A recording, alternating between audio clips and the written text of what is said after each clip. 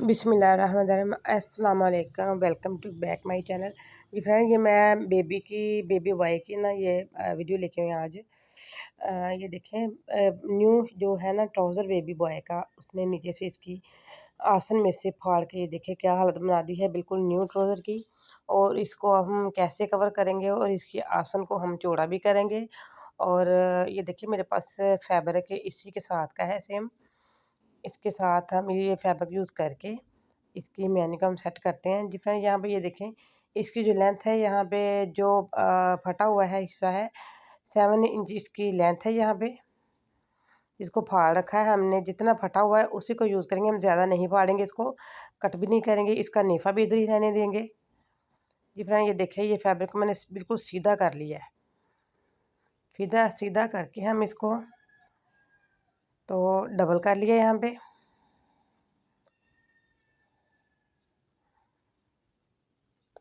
ये देखिए यहाँ पे सीधा करके डबल कर लिया। डबल को फिर दोबारा से मैंने इसको डबल कर लिया, यानी कि इसकी डबल तह लगा ली। इसकी 2 तहें ऊपर नीचे हो गई। और यहाँ पे हम तकरीबन ना 4 इंच हमने ना जो म्यानी में कपड़ा डालेंगे उसको खुला रखेंगे। यहाँ पे मैंने 2.5 इंच पे निशान लगाया है। और यहाँ पे जो लेंथ का निशान है हम 7.5 इंच पे भी लगा सकते हैं या 8 इंच पे, ठीक है ना। ये मैंने निशान 7 इंच पे लगाया है, लेकिन हाफ इंच यहाँ पे एक्स्ट्रा कर लेते हैं हम इसको। सिलाई का मार्जिन भी हमने छोड़ना है यहाँ पे।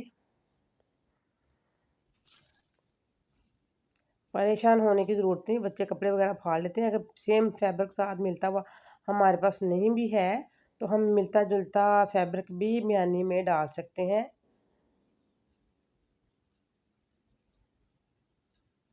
यहाँ से कट कर लिया। जी फ्रेंड, ये देखिए, काट के मैंने दोनों पीस अलग अलग कर लिए। और दरमियान में से भी काट लेते हैं इसको। अब ये मैंने म्यानी वाला कपड़ा पकड़ के इसको ट्राउज़र को डबल किया है। यहाँ पे हम बिल्कुल छोटा सा हाफ इंच से भी कम का एक कट लगा लेते हैं। ये देखें ना, ये छोटा सा कट लगा लिया यहाँ पे।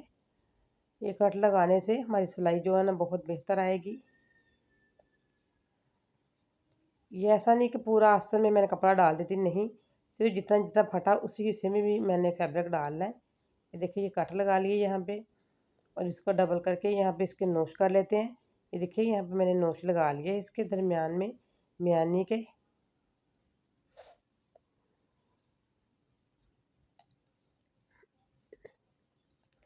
इसको मैंने जो है ना वो सिलाई वाली साइड से पकड़ा है, ऊपर जो निफे वाली साइड से नहीं पकड़ा। मैंने म्यानी वाली साइड से पकड़ा है, जिस साइड पे हमारी आसन आएगी।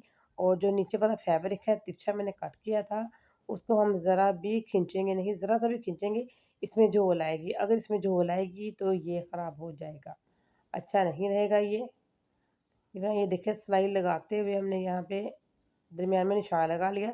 सबसे पहले मैंने नीचे वाला कपड़ा जो है म्यानी का, इसमें निशान लगा लिया बिल्कुल दरमियान में। और यहाँ पे सिलाई लगाते हुए बिल्कुल हम जो है ना, जो मैंने कट लगाया था उसके कोने पे कट के यहाँ जहाँ पे हमारा कट ख़त्म हो रहा है वहाँ तक सिलाई लगाते हुए आ गई हूँ मैं। अब ये दूसरी साइड पकड़ ली और दूसरी साइड को भी सेम उसी तरीके से हम कवर करेंगे।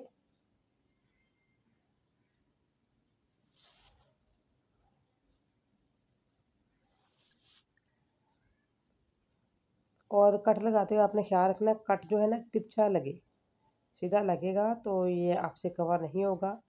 ये देखें, यहाँ पे मैंने फिर से जो म्यानी का कपड़ा वो नीचे वाली साइड पे रखा है। इसको ऊपर मैं मशीन के फुट की तरफ नहीं लेके आई। अगर मशीन के फुट की तरफ लेके आऊँ तो इसमें खिंचाव आएगा, जिस वक्त इसमें खिंचाव आएगा तो इसमें झोल पैदा हो जाएगी। सेम यही तरीका जो है ना मैंने दूसरी म्यानी के ऊपर भी अप्लाई किया है। देखिए, सिलाई लग के रेडी हो चुकी। जी फ्रेंड, ये देखिए, हमारी म्यानी जो है ना बन के यहाँ पे तैयार हो गई और ट्राउज़र खुला भी हो गया और इसको ज़्यादा काटना फाड़ना भी नहीं पड़ा। और अब इसकी सिलाइयाँ लगा के इसको सीधा कर लिया। अगर वीडियो आपको पसंद आए तो इसको लाइक करें, शेयर करें अपने दोस्तों रिश्तेदारों के साथ। और इसको सब्सक्राइब करना तो बिल्कुल मत भूलिएगा। और कमेंट में मुझे बताइएगा कि कैसा लगा आपको। ये देखिए, म्यानी काफ़ी ज़्यादा यानी कि खुला भी हो गया म्यानी इसकी। और परफेक्ट इसकी लुक आ गई और सारी लुक जो इसकी ट्राउज़र की कटिंग वाली हो गई। ये देखें, पता भी नहीं चल रहा कि मैंने कुछ डाला है कि नहीं। इसी के साथ मैं इजाज़त चाहती हूँ। Thanks for watching. अपना ख्याल रखिएगा, दुआ में याद रखिएगा। अल्लाह